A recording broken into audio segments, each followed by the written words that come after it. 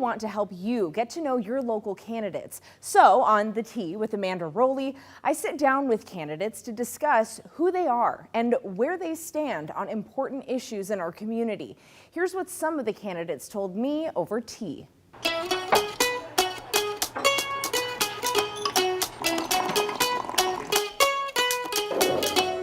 Well, Congresswoman Cathy McMorris Rodgers, thank you so much for joining me here on The Tea with Amanda Roley. And I've got to ask, now that we're sitting down having tea, what did you decide to sip on with me today? Thank you very much. It's a pumpkin pie chai tea, and it is delicious. This is a big race. You're now running for your 10th race for District 5. Tell me why you decided to run again. I mean, you're not tired yet. Oh, the best is yet to come. I'm grateful to live in Eastern Washington.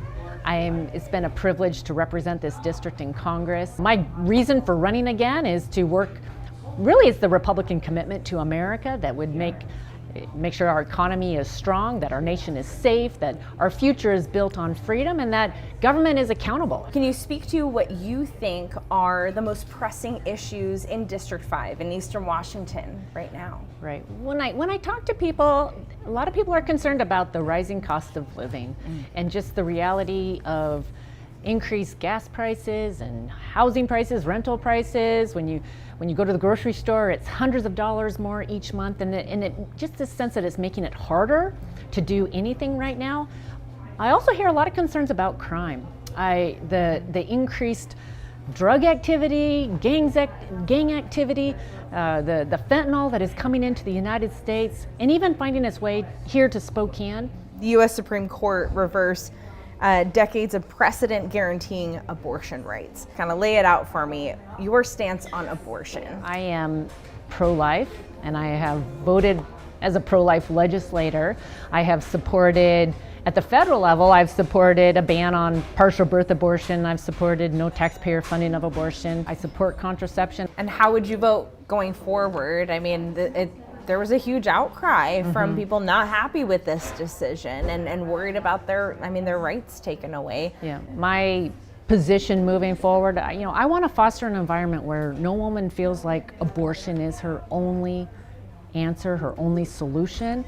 I believe it's important that we support women and children at every stage of life. For this election and my tea interviews, I've heard calls for new blood. I mean, in our county commissioner, we've expanded to 5 county seats, and call for new blood on the federal level too, new voices. And your opponent even claims, she says, we need someone who is in touch with our district's values and needs. What is your response to that? I believe that I have a record of proven results focused on listening first and foremost, and making sure that people have access and have their voices heard, but then actually leading and getting things done, and believe that I am uniquely prepared and positioned right now to really make a difference for the people of Eastern Washington.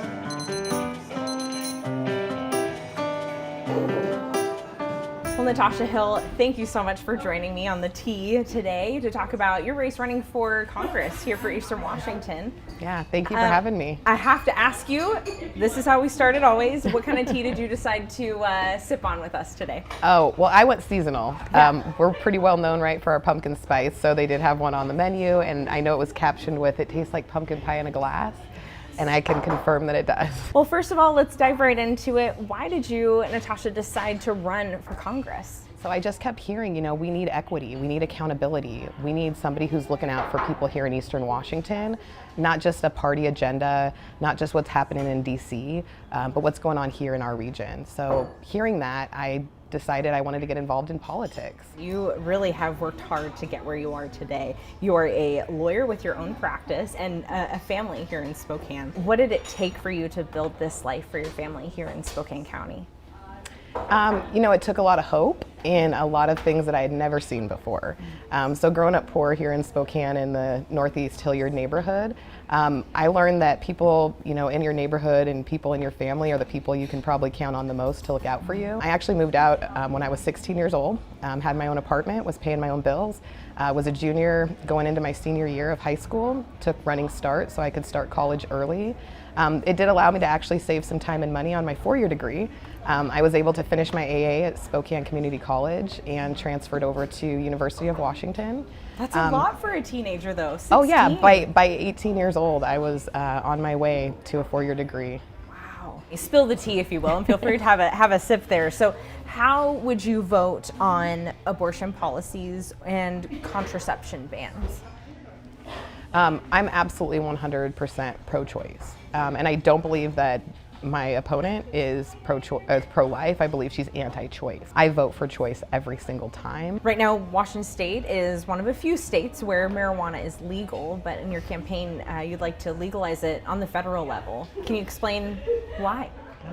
Absolutely, because it provides huge benefits, not just to people who are using it, whether that's medicinally or recreationally, but also to the economy. A couple things we need to change and why we need to pass this on a federal level, for instance, is banking is an issue. We're not keeping our retailers and our distributors safe because we're not allowing them to keep their money in a safe place that's secured. So you're running against incumbent Cathy McMorris Rodgers. What makes you stand out against your opponent? Well, one is I'm a first-time candidate, right?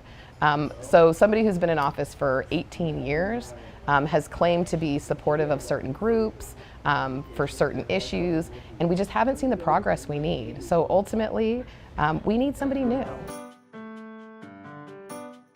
Now, these are only snippets of my interviews with these candidates.